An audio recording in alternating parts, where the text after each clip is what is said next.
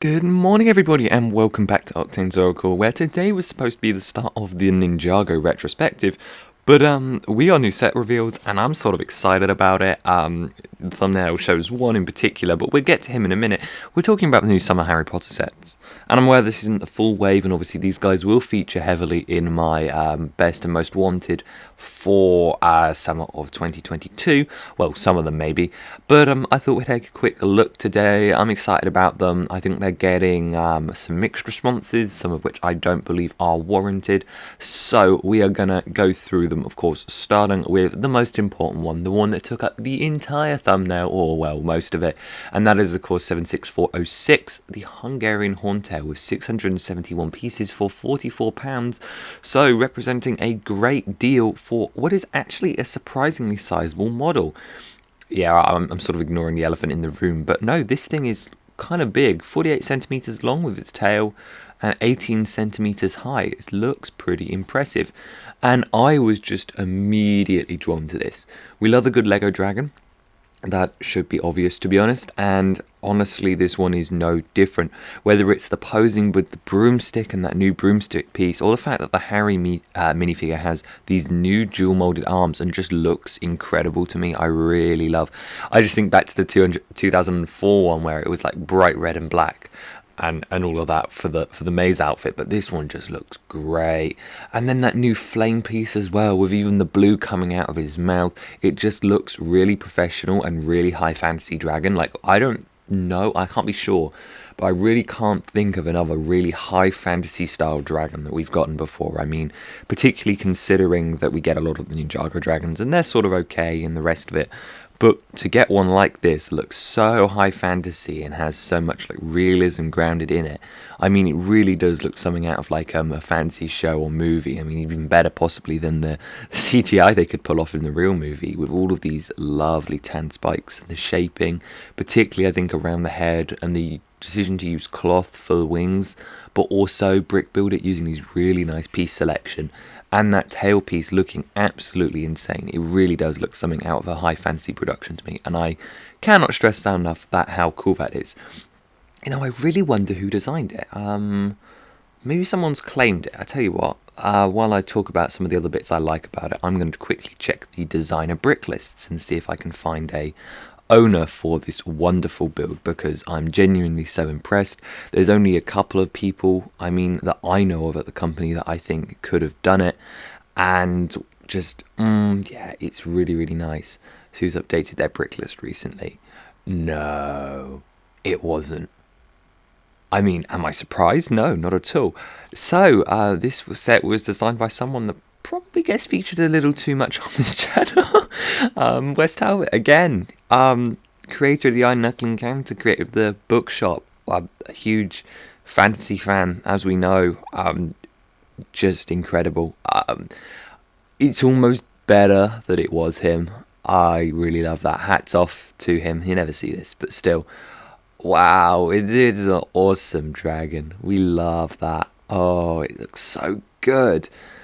I mean, if this is what we're capable of nowadays, what are we going to see next? It just looks wonderful.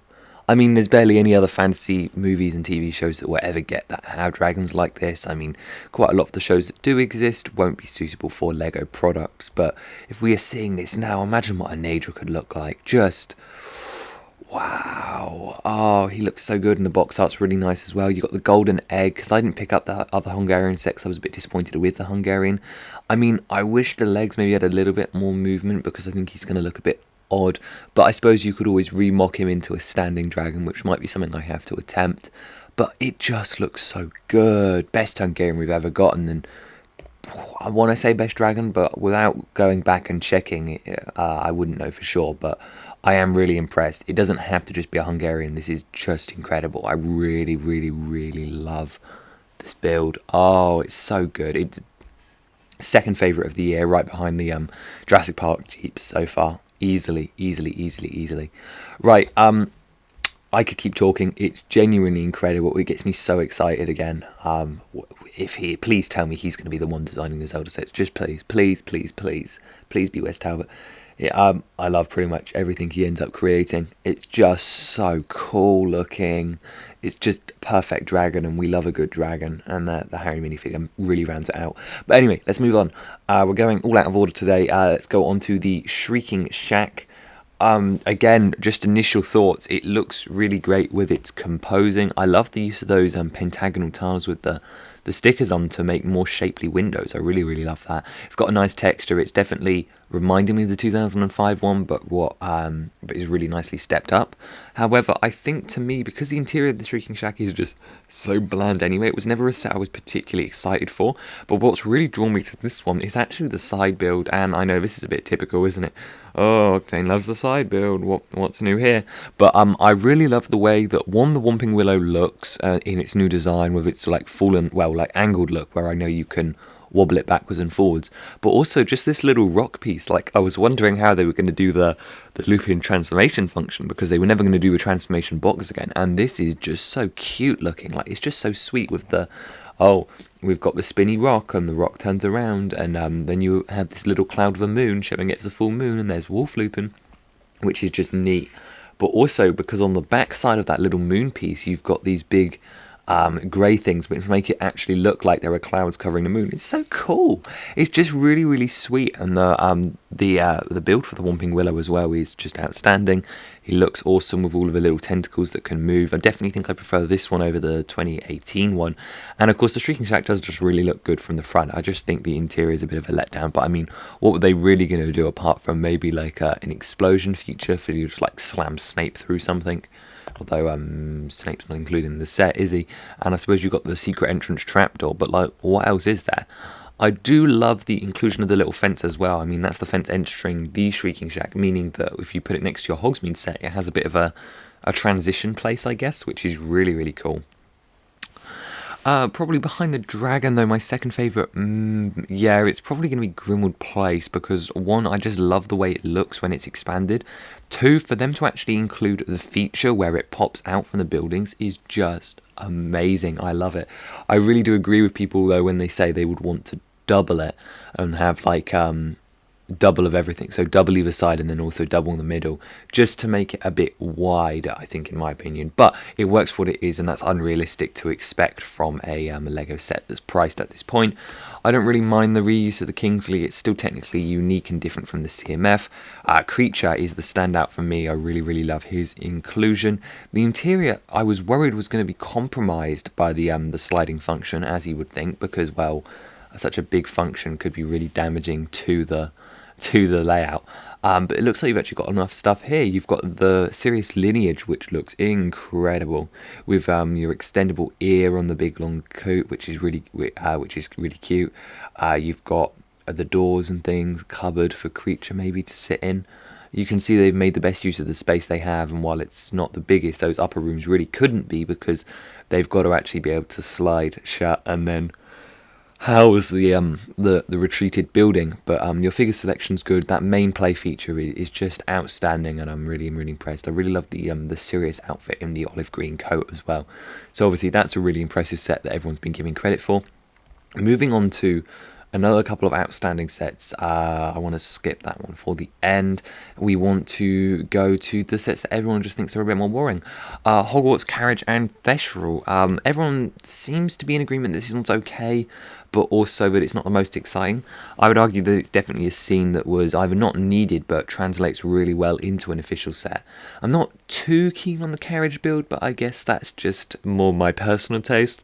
I love that we're still getting these Forbidden Forest trees, but we're still getting them, which is cool, because by now you definitely have a forest. If you think back, you've had the Aragog's Lair one, the original Whomping Willow, then you had the Dementor trees in year 2 in 2019, then you had the Grop tree in 2020, and last year we went without a tree, but here we're back with the Carriage and Thestrals. Always great to see that Thestral mould come back. I mean, it should never have been exclusive to the Grindelwald set, but you've also got the baby Thestral, which is so cute, and while I probably won't buy this one because of I have the big one already, and I don't love that carriage, but I do really want the baby. One thing that no one else has picked up on is Harry is holding a red square or Luna on the front of the box. No one has pointed out that is raw meat. That is their representation of like a cut up bit of meat that they are feeding the Thestral. Just one of those more slightly interesting representations as a 1x1 plate. And it's definitely meat, which is really weird. Then that moves us on to Hogwarts Courtyard Serious Rescue with Buckbeak in an actually good set. Shock! Horror! I didn't enjoy Hagrid's Hut. Yeah, it was great, but I just didn't feel the need to buy it. So having Buckbeak back here in this new colour scheme with the grey and the dark grey looks great. I love the Serious Rescue scene, so having the prison cell at the top is great. I really wish we'd had a Dementor in this set. That would have made it, I think, for me. But I've been asking for this Hogwarts Courtyard for so long, and they finally delivered, and it looks great. I love the use of the golden frogs and all of the little greenery and bits, showing it's that bit closer to ground level. And you've got these big, nice windows with these benches on the behind, and the fact that you can rearrange them. I would love to see someone buy like 70 odd of these little modules here, and then you can make a really big courtyard, which would be super, super cool. Interior is definitely a bit lacking. An explosion feature would have been welcome, but you know, it definitely works for what it is. You've obviously got the courtyard, which is definitely my favourite part, but also all the figures, and for its price, maybe it's a bit overpriced, but I still really, really love the composure of it, with this like corner wall, and then also this long flat corridor along the ground, but then also this super tall tower. I just really love the composure. I think it works super well for the Hogwarts system. Speaking another one where I really love the composition that they came up with, and also what it means for the Hogwarts system, that would of course be Hogwarts Dumbledore's office for £69. I really love the shaping. This like conical pyramid-like shape that goes up and gets smaller is so cool. I love the Hogwarts crest that's printed again, and the fact that we've got the return of the stepping up side turrets along the top. Also, this inclusion of the tree and the phoenix print. It looked really good. Although the phoenix is maybe a tad disappointing, because it would have been nicer to see it as a actual brick build that could turn. But I just think the outside looks gorgeous. The sand green roofs were the right choice. I do absolutely love them. They work so, so well. You've got all of these nice crenellations and windows, and back to this awesome texturing. It just looks so good. I really, really love the boop, boop, boop shape. As for the interior, the books coming off the bookshelves is really, really cool, and having the screaming face in it from Harry Potter 1 is so adorable. I love that sticker with the like face that's coming off it, and the fact that you can shove those off the shelf using twigs is awesome. Would like to see a one box maybe in this set. I don't know why. The builds for these study desks are cool enough. So basically this is Hogwarts, the library, and then Dumbledore's office. You've got these two like reading desks, which are really coolly built at this angle, which is not something we usually see in a what age rating is this set? A 8+ set. I would only expect to see this in 12+ or higher. Minifigure wise, we've got a great selection. You've obviously got Dumbledore and Harry in the Dumbledore's office. I like this version of Dumbledore, not my favourite, but definitely up there. Sorting Hat always makes a good inclusion, and Baby Fawkes is cute with the bird piece. You've got the Pensieve up above, and the Sword of Gryffindor once again appearing. Feels like a bit of wasted space on that Sword of Gryffindor floor. I would have liked to have seen just one other thing, because once again this interior is basically 4 tables and a big bookcase, at least on the ground floor. However, your figures more than make up for that. You've got lots of dollhouse playability, where you've got Madame Pince, so another new teacher, incredible to get. You've also got Snape and Hermione, but then I think the highlight for me is definitely Filch and Mrs. Norris. Filch being in his new outfit, but also Mrs. Norris the cat looking better than she has ever looked before, which is incredible. Which moves us on to our last set, where they really just said no, didn't they? I mean, the figures in this one are just so cool, like to get all over the place. So first out the bat, a new Dolores Umbridge, always great to see. But then you get all of these odd ones like Corbin Yaxley, not Yorban, Pius Thickness and Mary Cattermole, just being all unique figures that we are never going to see outside of this scene. Just great inclusions. Of course, the Polyjuice feature for Harry, Hermione and Ron looks great as well. Really like what they did there, although that's not really surprising. And then Arthur Weasley and a Dementor round up the selection nicely. Not really sure what Arthur's here, but I guess he makes a nice character for people to be familiar with. The build here I'm actually a big fan of. I know a lot of people have said it looks a bit weird, but I really love this like dumb and really, really unique, like I'm going to be super tall and super thin and super hollow look, and it looks great. I definitely think this is designed to be expanded upon. I think 2 is possibly the ideal number, but when people are saying that this is overpriced, I think they'd be thinking wrong. You're getting quite a lot of interiors in here with some awesome play features. I'm seeing is that 2 of the fires, or 1 fire and 1 like explosion feature for all the papers for Corbin to like flick all over the place. The fountain looks alright. I mean, I never expected them to do the bigger one. That was just never going to happen. You've got this really cluttered office, which I assume, oh, that's Arthur Weasley's office, isn't it? Which we never actually see. But he's got the fork, just like he's collecting like Ariel, and the duck in a jar, which looks cute. Is that supposed to be the prophecy shells being knocked over? So we've got a bit of a Harry Potter 5 reference. Of course, you've got your Floo tunnel as well, ever important. The Umbridge room, which looks a bit cramped, and then obviously her office as well. Great to get those cat plates. That's going to be super cool. Not sure what the green stuff on the top is supposed to represent. Is it supposed to be the stink clouds that he lets off with the little dingy bells? I think that's what this is. But it looks nice. It looks rearrangeable. I absolutely love the telephone box. That just looks super, super cool. And there's just a lot of nice features there, and I really, really love the dark green and red colour scheme and how thin and upright it is. It just works. I don't know how I expected them to do it, but it just works. Overall, really, really solid wave.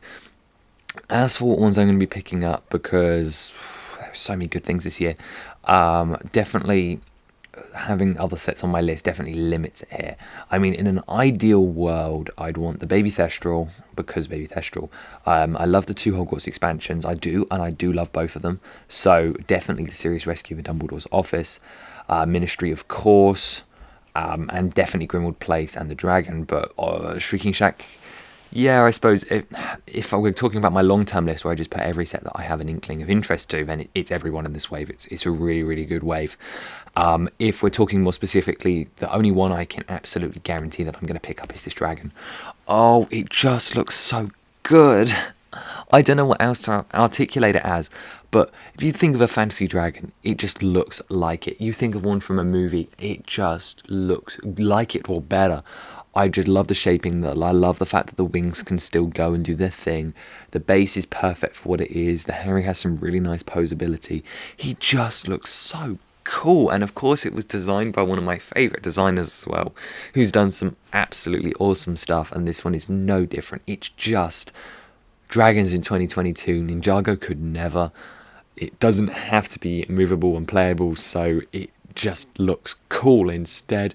I doubt we'll ever get another one of these that looks like a dragon like this, because there are no other licenses Lego has with dragons, unless they do Zelda, and even then they have a completely different style to them. But it just makes me want him to be the designer for that theme so badly. Oh, it looks so cool. I love it. It genuinely looks amazing. I don't know what else to say. Sort of been speechless by this dragon. He's just the coolest thing we've seen this week.